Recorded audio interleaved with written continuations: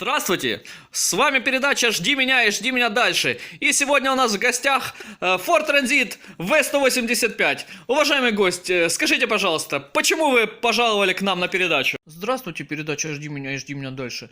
Ну, вы знаете, я к вам пожаловал из-за того, что я ждал от гранаты, что она пройдет хотя бы 50, но хотелось бы 100 тысяч километров. Но она прошла, к сожалению, всего лишь навсего 15 тысяч и сдохла. Ну, а хотелось бы большего, потому что родные гранаты вообще живут 400 с лишним тысяч, и вот еще не ломаются. А вот эта вот поломалась, ее поставили новую, и она опять поломалась. Товарищ Ford Transit, вам очень повезло. Мы нашли виновника вашей проблемы. И оказалась вот эта вот замечательная гадская граната с внутренним номером 42-16W. И я вам хочу сказать, что этот номер он нигде не бьется. И скорее всего эта граната с какого-то говнячего типа Алиэкспресса под каким-нибудь закатанный бренд типа там FAK или еще чего-нибудь Лемфордер, хотя Лемфордер не делает. Может быть какой-нибудь Спидан. Вот, но скорее всего это какое-то внутрикитайское говно, которое просто чисто физически по размерам подходит на вас. Но я вам хочу сказать, что мы пригласили эту гранату в студию, и сейчас мы ей зададим вопрос. Ну что, граната 42-16W, скажите, пожалуйста, что вы можете сказать в свое оправдание, почему вы так мало отслужили на вот этом вот замечательном автомобиле Ford Transit? Ну, вы знаете, меня произвели на китайском заводе, меня хотели сделать из говна не палок, но, к сожалению, палок не нашли, и поэтому меня сделали не с того, что сделали. Все с вами понятно, граната. А вы, товарищ Ford Transit, скажите своему хозяину, чтобы впредь он был повнимательнее с выбором запчастей, которые он на вас устанавливает. Вы, граната, скажите тем, кто вас изготавливает, что если они хотели сделать вас из говна и палок, но палок не нашли, то то, из чего они вас сделали, оно ни хрена не будет работать на вот этом замечательном автомобиле. Здравствуйте, товарищи. Сподвиг, значит, меня вот такой вот один неприятный момент, дабы записать вот такое вот видео. Значит, смотрите, в сегодняшнем видео пойдет речь о том, какие детальки можно ставить, какие детальки нежелательно ставить, и немножечко о нюансах, о таких вот, например, как вот у меня произошло. Значит, смотрите, какая ситуация. Вот у меня последнее время на моей машине, ну вот, там, ну, наверное, чтобы не соврать, месяцев 5 я с такой фигней ездил, я нифига не мог понять. У меня при каких-то вот вообще непонятных ситуациях происходили какие-то стуки. Бывало даже такое, что вот ты стоишь в гараже, вот как сейчас, машина стоит в гараже, да, на месте. Ты крутишь руль для того, чтобы отсюда там выехать, да, на месте стоя. И у тебя какой-то непонятный звучара, такой, блин, ну металл по металлу. Какой-то очень такой громкий, сильный стук. Машина стоит на месте, просто крутишь рулем.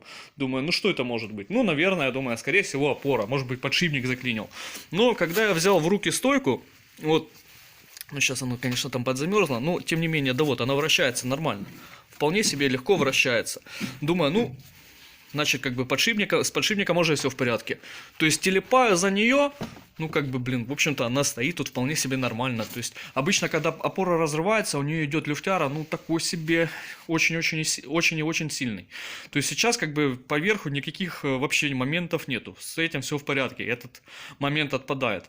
Думаю, ну, что еще может быть? Ну, блин, граната. Граната тут, по-моему, вот если не ошибаюсь, по-моему, гранату я сюда ставил FAK. Ну, вот она у меня прошла, получается, год. На ней порвался пыльник, но тоже с пыльником я экспериментировал. У меня когда-то на вот этой вот гранате, еще фиг знает когда, лет, наверное, 10 назад, эта машина у меня, в общем-то, в одних руках уже 13 лет. И вот лет 10 назад у меня порвался пыльник на гранате. И начали искать оригинальный, поставили, короче, оригинальный, ну как, не оригинальный, а, скажем так, аналог какой-то, пластиковый. И он, в общем-то, через 2 недели опять порвался. Ну, думаю, ну что это за фигня, начал искать. В итоге подобрал сюда пыльник с, по-моему, Нива Chevrolet.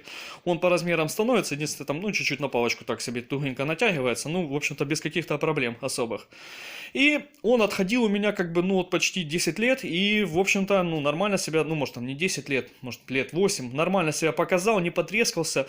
И я думаю, нафиг я буду ставить какой-то там пластиковый пыльник, куплю опять-таки тоже нивовский, шевролетовский, ну и в общем-то поставил его год, хотя точно такого же производителя брал, в том же месте, год он походил и, короче, порвался к такой-то матери, вот, но я это сразу дело заметил, это было летом, вот, я ее взял, помыл, вымыл там полностью до блеска, заложил туда новую смазку, поставил туда новый пыльник, ну и, в общем-то, проходит еще полгода, она у меня захрустела, вот, ну я думаю, может быть, она такой издает звук, ну, нифига. Короче, что это оказалось, товарищи? Оказалось это, чтобы вы понимали, я заезжал еще, наверное, к 2 или к 3 мастерам, которые, ну, профессиональные ходовики. То есть я тут у себя в гараже что-то, конечно, кручу, там я там маляркой по чуть-чуть занимаюсь, мотоциклами, вот, всякими там разными. И, в общем-то, ну, как бы машину свою тоже сам обслуживаю, получается. И вот к ходовикам же, к профессионалам заезжал, думаю, может, они мне что-то подскажут, что-то найдут. Ну и в итоге нифига никто не нашел. Один говорит, типа, это рейка, наверное, тарабанит. Ну, тут действительно как бы речка, правая сторона немножечко тарахтит, но она не может давать такие звуки. Вот. Потом, короче, говорит, стабилизатор. Ну, стабилизатор, как бы тоже, тут вот смотрите, какая ситуация. У меня, получается, стаб, сам вот стаб, да, и в рычаге очень-очень сильно выело, получается, посадочное место, за что захватывает, получается, стойка стабилизатора. Вот. И я сюда понаваривал вот шайбы. Сюда, получается, шайбу наварил, и сюда, получается, тоже с 2 сторон понаваривал шайбы. Вот. И как бы сейчас все хорошо с этим. То есть, ну, как бы стабилизатор нормально зажимается, он не может такие ужасные звуки издавать. В итоге, товарищи, оказалось, что эта шаровая опора провернулась в поворотном кулаке. То есть, чтобы вы понимали, я снял этот поворотный кулак, то есть просто отстегнул, короче, стопорное кольцо, и поворотный кулак такой-то матери снялся. Ну и, в общем-то, как обычно, смотрим внимательно, выигрываем обязательно. Вот сюда фокусируемся. Значит, вы видите это? Вы видите это? Шаровая опора ни хрена не сидела в поворотном кулаке. И поэтому мы его просто так, такой-то матери скидываем. Вот, на самом деле, моя основная, головная боль всех этих вот долгих месяцев гадания на кофейной гуще, на картах, еще хрен пойми на чем. Вот оно, шаровая опора в поворотном кулаке. То есть, если у вас вдруг вот такой вот какой-то непонятный стук, проверьте, пожалуйста, шаровую. Ребят, ну я вот серьезно, я просто своим вот этим вот ходовикам, которым я заезжал на подъемник, там на яму, говорю, посмотрите шаровую. Они смотрели, да с ней все в порядке, то есть никаких вопросов. Реально это, в общем-то, произошло тогда, когда я вот начал уже грешить на стойку, полез, думаю, и вот я, получается, отсоединил стойку от поворотного кулака. И смотрю, у меня, то есть тут ни ржавчины не было. Ну вы же знаете, если где-то, допустим, какая-то там деталь откручена или люфтит, вокруг образуется ржавчина. Вот я ее ничего не мыл с ней, ни хрена с ней не делал, ржавчины здесь нет. Так что вот такая вот ерунда. Обращайте на нее внимание. И еще о чем бы мне хотелось вам сказать. Вот смотрите, направляющая суппорта. Блин, у меня тут беспорядок, ну извините. Значит, смотрите, какая фигня с ней. В общем-то, я их менял. Направляйки стоят здесь новые. И вот смотрите, тут получается одна направляющая идет с прорезью, вторая направляющая идет сплошная. И вот эта вот направляйка, которая с прорезью, я вот на нее надеваю термоусадку. Я так, короче, у меня такая же фигня была на мотоцикле. Вот, то есть туда точно таким же образом ремонтировал суппорт, но он там еще ужасные звуки издавал. Здесь как бы он просто будет люфтить. Ну вот если ты на него одеваешь термоусадочку, вот довольно-таки он плотно сюда становится. Здесь же, ну вот вы видите, да, это новые направляйки, телепаются они так, что мама не горюй. Соответственно, когда вы едете, гремят они тоже так, что мама не горюй. Вот, так что... Ребят, рекомендую вот сюда ставить термоусадку, обжимать ее фенчиком, и будет вам довольно-таки неплохо. Ну, как бы, по хорошим делам, конечно, да, отдать токарю, чтобы он расточил эти отверстия, там, да, или там рассверлил, расточил, выточил туда втулки, чтобы там направляйки очень довольно-таки плотно сидели. Но, опять-таки, чтобы они при этом туда-сюда могли ходить. Это, конечно, железный вариант, который будет работать 100%. Ну, если вы хотите, скажем так, малой кровью отделаться, да, там, на... 1, 2, 3 года забыть про то, что у вас будут тарахтеть суппорта, то можно сделать, в общем-то, и с помощью термоусадочки. Вот, товарищи, еще перед вами один такой вот самый яркий пример, как делать не надо. Наконечник рулевой МУГ. Вот видите, вот это вот с него коробочка. MOOG. Вот, это его, короче, номер тут какой-то. Короче, наконечник полный хлам. Чтобы вы понимали... Его резинка возвращает в исходное положение, да? То есть вот ты его оттягиваешь, резинка его возвращает. Прошел он, ну, вообще как бы сущий пустяк. То есть, чтобы вы понимали, вот он даже нормально не успел заржаветь. Постоял на машине вообще понты. Вот реально вот этот вот наконечник нифига не ходит. И вот, кстати, вот эта вот шаровая ТРВ, я ее только что снял. Благо снялась она нормально. Вот, ну как бы тоже она возвращается под резинкой. То есть под действием резинки она возвращается в исходное положение. Хотя сейчас как бы на улице минусовая температура, и масло, точнее смазка внутри довольно-таки сильно должна загустеть. Вот, пожалуйста, вот такие вот запчасти ни хрена не ходят. Тоже запишите себе, как говорится, возьмите себе на заметку и никогда такую фигню не покупайте. А вот теперь смотрите пример того, как делать надо. Вот этот вот наконечник, он у меня лежит, как говорится, про запас. На нем выбито ТРВ. Так, навожу фокус. Ага, вот увидели ТРВ. Какой-то тут, видите, зелененькая какая-то плиточка стоит. Вот, короче, этот наконечник, ну, ребят, если я не ошибаюсь, он у меня на машине, наверное, простоял лет 5. Как бы прошел он, конечно, там, ну, не сильно много, но я так думаю, что 1100 он прошел. И вот, чтобы вы понимали, он, ну, двигается довольно-таки так, ну, тугенько. Ну, вот одним пальцем как-то я его так не очень-то уверенно двигаю. И вот он еще будет жить и еще раз жить. Но что самое характерное, выглядит он совсем, ну, как-то немножечко по-другому. Не так, как вот этот, который у меня стоит на машине. Это у меня тоже ТРВшка стоит. Ну, как-то, ну, немножечко другой у него вид, что ли. То есть, вот тут вот как бы металл, он идет более гладенький, что ли. Тут идет такой более шершавый металл. Вот. И этот окрашенный, видите, он до хрена лет простоял на машине, он даже не поржавел. Вот. А этот, как бы, ну, он этот живет. Вот этот год, короче, прошел у меня. И он, ну, довольно-таки тугой наконечник. Как бы, ну, с ним все хорошо.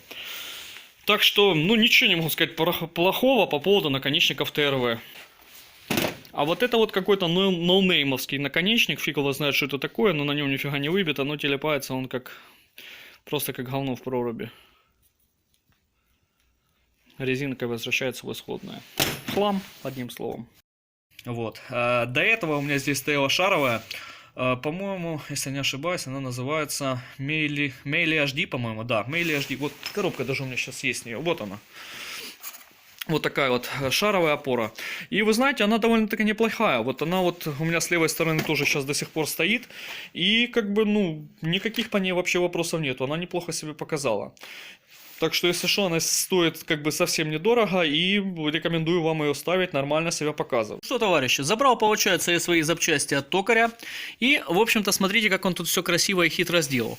Он расточил поворотный кулак, сделал сюда вот втулочку. И в эту вот втулочку уже запрессовал шаровую опору. И причем, смотрите, как хитро он сделал втулку. Видите, здесь, получается, между стопорным кольцом и самим поворотным кулаком тут был зазор. Вот если, допустим, шаровая у вас раздолбалась, то она начинает туда-сюда ходить, вот.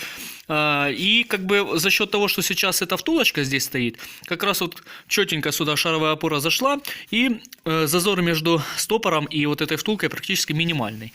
Вот. Это что касаемо, получается, поворотного кулака. Тут вы все поняли, да?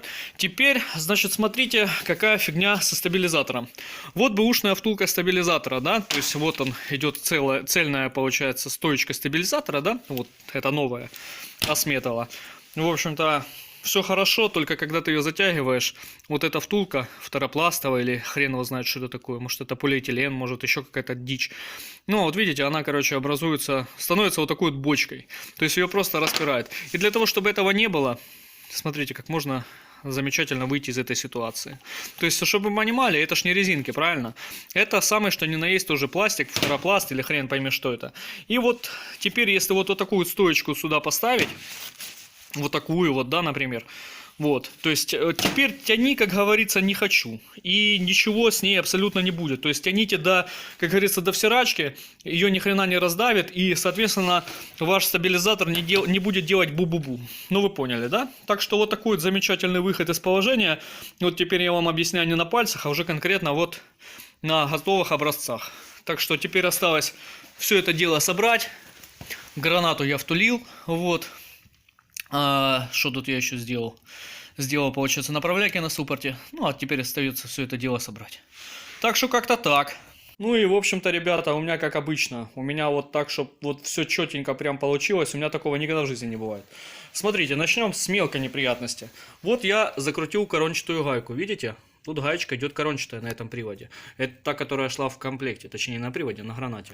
И вот если я сюда вставлю шплинт, то как бы этот шплинт, в общем-то, в коронку ни хрена не попадает. То есть эта гайка, она сильно меньше, чем тут должна стоять. Поэтому, ну, как бы это не беда, понятное дело. Я просто поставлю сюда другую гайку, если резьба подойдет. Вот. Ну, это понятно. И теперь второй момент. Смотрите, вот колодки купил. пишется, вот, в общем-то, видите, транзит-бокс какой-то тут FA 0106. Ну, как бы похоже на то, что мой. Подбирали мне его, ну, менеджер, короче, в автомагазине. И, как бы, смотрите, какая тут ситуация. То есть, вот визуально, я вот смотрю, то есть, вот эти вот пазы, вот пружинка, да, она, в общем-то, ну, как бы колодка, смотрю, моя, но она немножечко шире. То есть, вот тут вот это вот расстояние, вот, между вот этим пальцем и вот этим пальцем, немножечко шире. И смотрите, тут какой-то один немаловажный момент. Видели такую фигню когда-нибудь? Вот и я не видел. Обычно вот такая вот пластинка, она идет, вот здесь она стоит, получается. На этих колодках она стоит в каком-то непонятном месте. То есть, это сразу мне бросилось в глаза, и я начал менеджеру говорить, что, ребят, ну, как бы это не мои колодки. Они, ну, смотрю вообще по форме, очень похоже. Как бы очень похоже на транзиковскую колодку. Пружинка вот эта вот, которая здесь стоит, да, тоже очень сильно похоже. Но в итоге, как бы, ну, вот этот язычок меня смутил. Они, блин, посмотрели, там, пробили мой вин-код, говорят, да это твоя колодка, бери, все нормально будет, без каких-либо проблем. Ну, вот в итоге я их начинаю ставить. Я как идиот, знаете, вот такое ощущение, как будто вы первобытный человек, который никогда не менял колодки на своей машине. Я их и так, и сяк крутил, думаю, да какого хрена они не становятся. Ну, в итоге я потом вот сравнил со своими старыми колодками, и я понял, что эти, ну, наверное, миллиметров на 5, на 6, может быть, на 10 миллиметров, они толще. То есть, ну, вы поняли, в каком месте, где я вам показывал. Так что вот такая вот небольшая неприятность. Запомните вот такую фигню и знайте, что на вот такой транзит 2002 года эти колодки ни хрена не подходят. Запомните это раз и навсегда. Смотрите еще один очень немаловажный момент. Вот бывает такое, что ты смотришь на колодку, а изношена она как-то криво, блин. Вот получается какая фигня. Казалось бы, направляйки работают, то есть, ну, как бы вполне себе нормально, там, не заржавевшие, там, ходят туда-сюда, вот, то же самое это, там, туда-сюда ходит, как бы, ну, не вопрос, да? Но почему-то колодка изнашивается криво. Суппорт тоже нормально себе исправно работает. А проблема заключается в следующем. Вот здесь вот, где посадочное место колодки, смотрите, получается... Так, ну это колодка без пружины, я потому что выкинул ее нафиг. Вот. Получается, одна часть колодки ставится вот как раз сюда, а вторая часть, получается, подпирается вот с этой стороны пружинкой. Вот. И там, где подпирается пружинкой, там, в общем-то, как правило, все хорошо. Пружинка у нас сверху стоит. А вот внизу, плюс, как бы, ну, колодка сама по себе своим весом сюда давит. Вот. Плюс, как бы, пружинка ее поджимает. И за счет этого здесь постоянно вырабатывается вот такая вот ступенечка. И для того, чтобы не было у вас вот этих вот всяких поджиманий, подкусываний колодки, берем вот шарошку, да, блин, вот такого плана, например, да, и выпиливаем вот так вот эти вот ступенечки. Они аккуратненько убираются, и тут получается более-менее ровненькая поверхность. Пускай она будет не идеально ровная, но, по крайней мере, здесь не должно быть ступенечек. Вы понимаете? И тогда у вас с вашими тормозами все будет хорошо, и будут колодки изнашиваться равномерно. Ну, а я, в общем-то, почти закончил. Вот. Сейчас поменяю гайку на гранате, зашплинтую все это дело и буду собирать и пробовать, что там оно, как будет, как покажет себя стабилизатор, вот этот вот, как покажет себя шаровая. Вот, вроде бы все позакручивал, ничего не позабывать, вот, так что, ну как-то так. А на сегодня, я думаю, все. Вот такая вот информация, ребят, по поводу ремонта ходовой на этом транзике. Буду еще делать, наверное, ту сторону, вот. Возможно, еще что-нибудь вам сниму. Ну, вообще, как бы это не формат, ну, вот просто занимаюсь, и, как говорится, когда скучно, когда собаке нечего делать, она яйца лежит. Ну, как-то так. Здравствуйте, товарищи. Вот специально выбрал дорожку такую, чтобы поухабистей была.